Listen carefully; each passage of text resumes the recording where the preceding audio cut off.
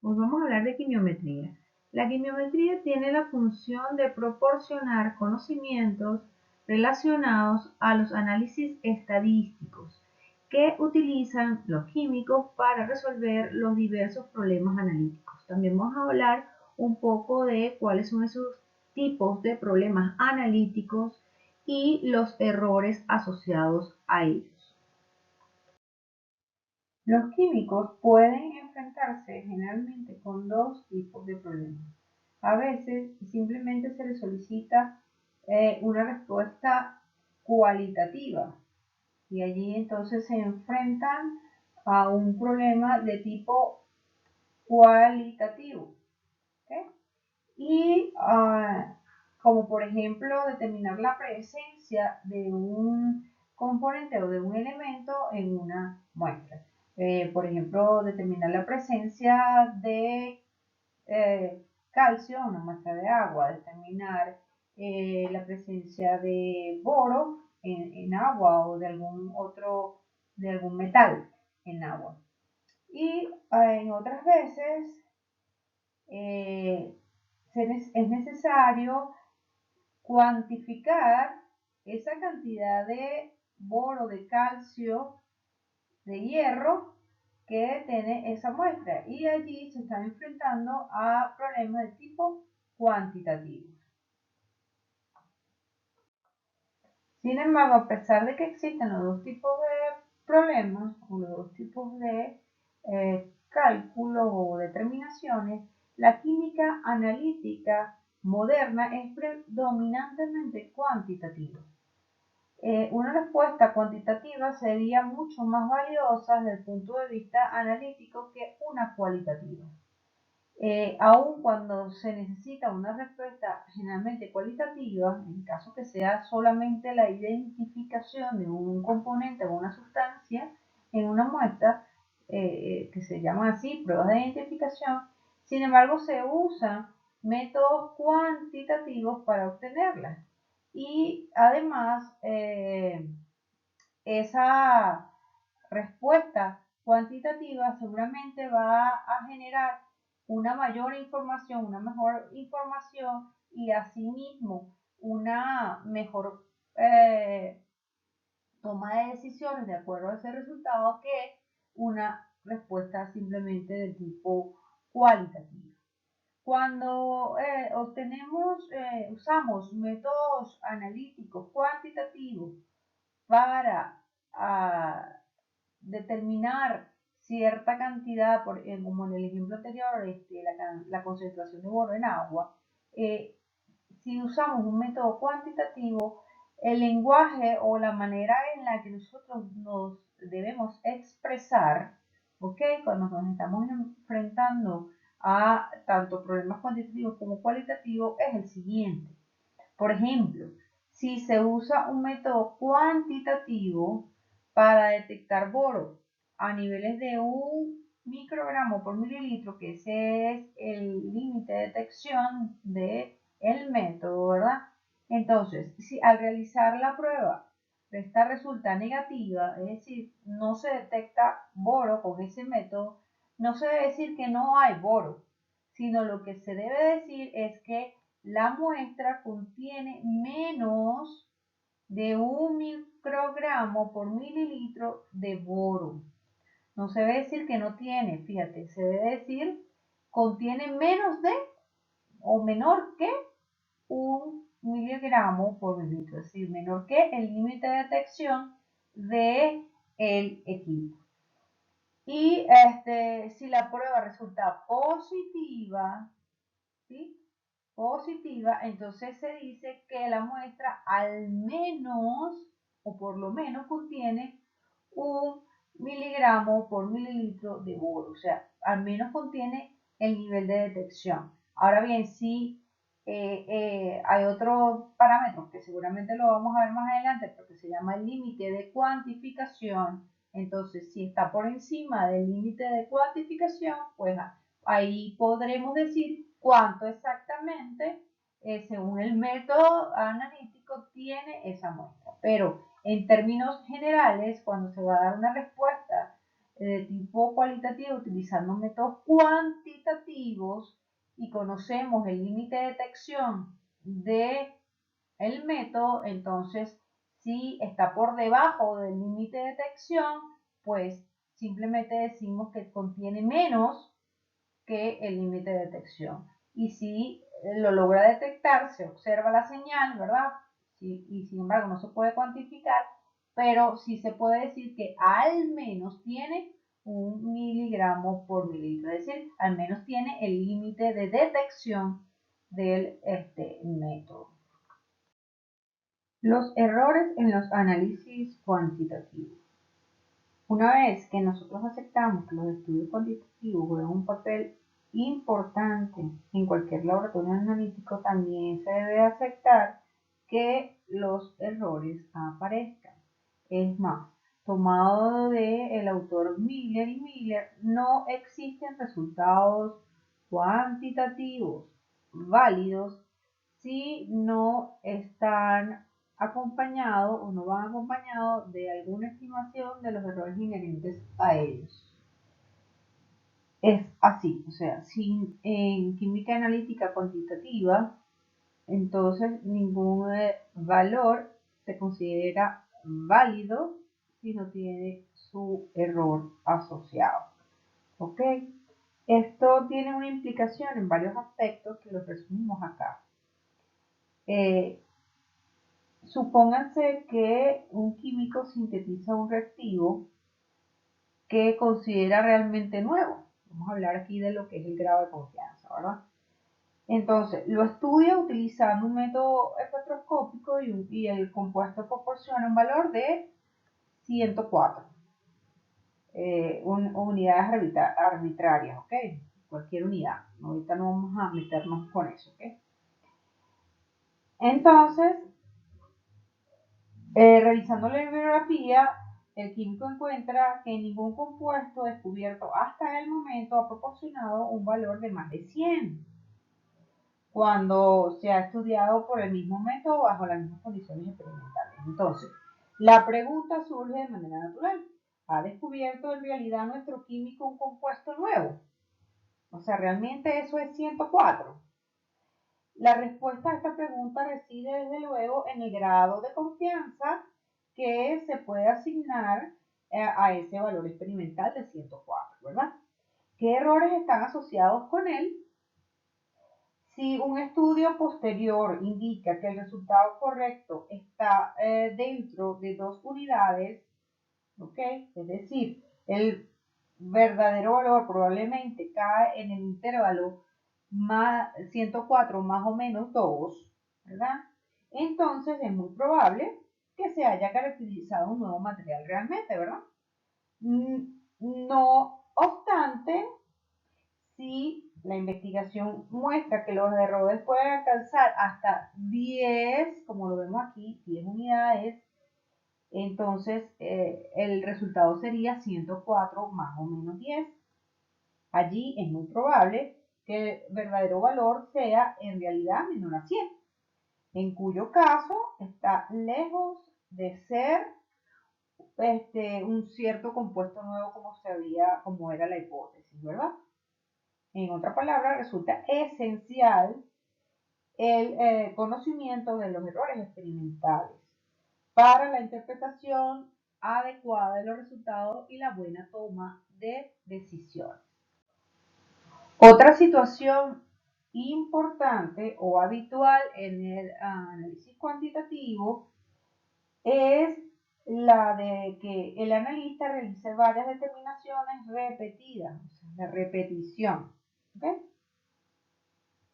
Supongamos que un analista realiza un experimento volumétrico, una titulación, 4 veces y obtiene estos valores que vemos aquí: 24,69 en la primera valoración, 24,73 en la segunda, 24,77 en la tercera valoración y 25,93 en la cuarta valoración. ¿Okay? El primer aspecto a señalar es que los valores de las titulaciones se presentan redondeados a más o menos 0,01, que generalmente es el error de apreciación de la bureta, ¿verdad? resulta obvio que los 4 valores son diferentes, ¿verdad? Eso se nota, ¿no? Debido a los errores inherentes a las mediciones o a las medidas. Y además que el cuarto valor, es decir, 25,93, es en esencia diferente, o sea, está más alejado a los otros 3. ¿Ok? La pregunta que surge aquí es, ¿puede rechazarse este valor con cierto grado de seguridad? De manera que entonces el valor promedio sea el promedio aritmético entre 2469, 2473 y 2477, que sería como 2473. Ah, sí, sería este el valor medio. En términos estadísticos, podríamos también decir que sería el valor 25,39 un resultado anómalo. Más adelante vamos a ver qué son o cómo se catalogan los resultados anómalos.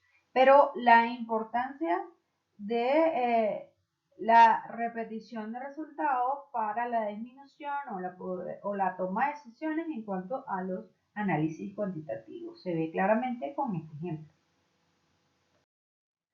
Otro problema frecuente consiste en la comparación o el uso de diferentes métodos analíticos, o sea, métodos que te conduzcan a un mismo análisis, pero que ellos sean distintos.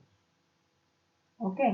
Supóngase que un analista mide el contenido de vanadio de una muestra de acero por 2 métodos distintos. Yo lo llamé aquí método 1 y método 2. Con el primer método obtiene un valor medio de 1,04% más o menos 0,07%. Utilizando un segundo método obtiene un valor medio de 0,95 más o menos 0,04, ¿verdad? De la comparación de estos resultados surgen varias preguntas. La primera de ellas es que si los valores medios son significativamente diferentes. Si observamos el error asociado, podemos dar respuesta a esta pregunta. ¿Realmente lo son? Al parecer, no son significativamente diferentes. Otra pregunta es que es un método significativamente menos propenso a errores que el otro. O sea, el método 2 es un método significativamente menos propenso a errores que el otro. Podríamos hacer ese cuestionamiento, ¿verdad? Con estos resultados. También, ¿cuál de los dos valores medios está en realidad más cerca del valor verdadero? Más adelante podemos tener otras herramientas estadísticas que nos ayuden a dar respuestas más certeras a estas interrogantes. Pero por ahora lo que quiero que vean aquí es la importancia que tiene el uso o el cálculo de los errores inherentes a cada medida. En otro ejemplo o otra manera de darnos cuenta de esto, de la importancia, digamos, de los errores analíticos, es en el uso de métodos gráficos.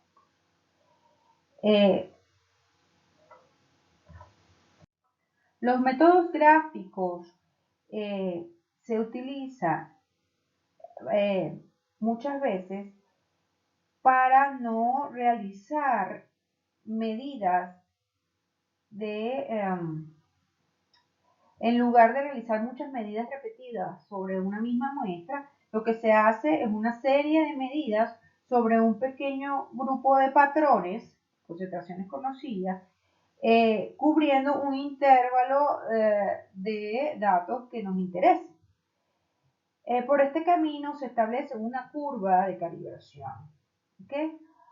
que puede utilizarse para estimar la concentración de muestras de ensayo estudiadas usando un mismo procedimiento.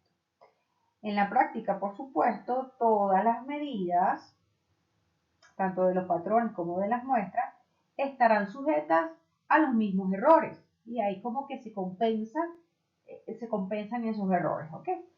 Es necesario, por ejemplo, calcular los errores involucrados en el trazado de la curva de calibrado, estimar el error en la concentración de la muestra determinada, ¿verdad? Y estimar el límite de detección del método. Eso lo vamos a ver más adelante, pero son parámetros que deben hacerse. Y con estos ejemplos representan tan solo una parte de los posibles existencias de errores en todos los análisis químicos, errores experimentales. Sin embargo, los problemas deben ser resueltos si los datos cuantitativos tienen algún significado real y todos esos errores, la mayoría de las veces, pueden, digamos, estimarse en el caso de la ocurrencia de ellos, que son errores aleatorios, que lo vamos a ver más adelante, y evitarse en el caso de errores sistemáticos. Existen diferentes tipos de errores cuando hacemos análisis cuantitativos. Los primeros son los errores crasos. Los errores crasos son los errores groseros o accidentales. Estos errores, como lo dice su nombre, se describen y se observan con facilidad. Por ejemplo, que se derrame la muestra, que se dañe el equipo, que se rompa el instrumento, digamos, el material donde tienes la solución y se contamina, etcétera, ¿no? Son graves, son tan graves que debe abandonarse el experimento y empezar de nuevo. Bueno, aquí les coloco algunos ejemplos.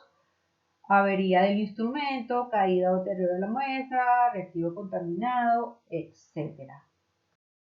Los otros dos tipos de errores son los errores aleatorios y los sistemáticos.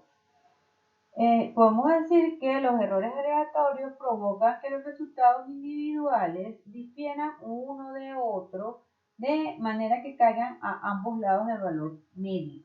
¿Okay? Y estos errores afectan la precisión o reproducibilidad de un experimento.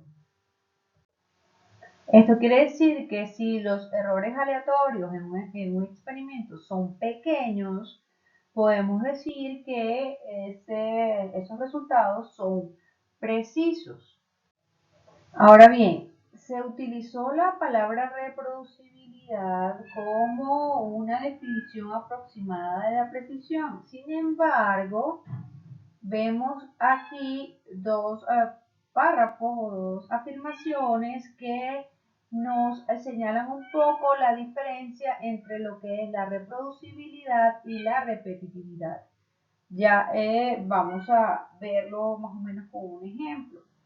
Al realizar 5 medidas repetidas en una sucesión rápida, es decir, donde el analista no tarde mucho tiempo en realizar las medidas, donde utilice una serie de disoluciones, las mismas, donde utilice el mismo material de vidrio a lo largo del experimento, donde añada la misma indicador, la misma preparación al matraz de una valoración y permanezca a la misma temperatura, humedad y demás condiciones. En tales circunstancias, la precisión medida sería dentro, lo que dice acá, dentro de las rachas. Y allí estamos hablando de repetitividad.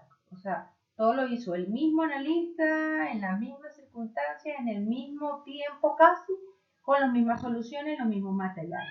Ahora bien, si por alguna razón las valoraciones fueron realizadas por diferentes personas o diferentes laboratorios, en 5 ocasiones distintas, en diferentes laboratorios, utilizando recipientes de vidrio y preparaciones de indicadores distintas, en ese caso no sería sorprendente encontrar una gran variabilidad de los resultados, y este conjunto de datos reflejaría una precisión entre las rachas. En este caso, el método se dice que tiene una precisión entre la racha de reproducibilidad. O sea, cuando trabajamos la reproducibilidad se produce cuando se trabaja en diferentes laboratorios, diferentes analistas, diferentes soluciones. Es el mismo método, pero hecho en ocasiones distintas. ¿Ok? Y para finalizar con los errores aleatorios, también estos errores se conocen como indeterminados. Ahora bien, los errores sistemáticos provocan que todos los resultados sean erróneos en el mismo sentido. Fíjense que entonces los errores sistemáticos afectan la exactitud. Es decir, los aleatorios afectan la precisión, es decir, lo que se parecen entre sí diferentes réplicas, si son reproducibles o repetitivos, y los errores sistemáticos afectan la exactitud, qué tan parecido es el valor obtenido con el valor verdadero. Y también estos errores se conocen como errores determinados. Estos también se calculan, ¿sí? Uno se calcula con la desviación estándar, los aleatorios, con la desviación estándar generalmente cuando hay varias réplicas, ¿verdad?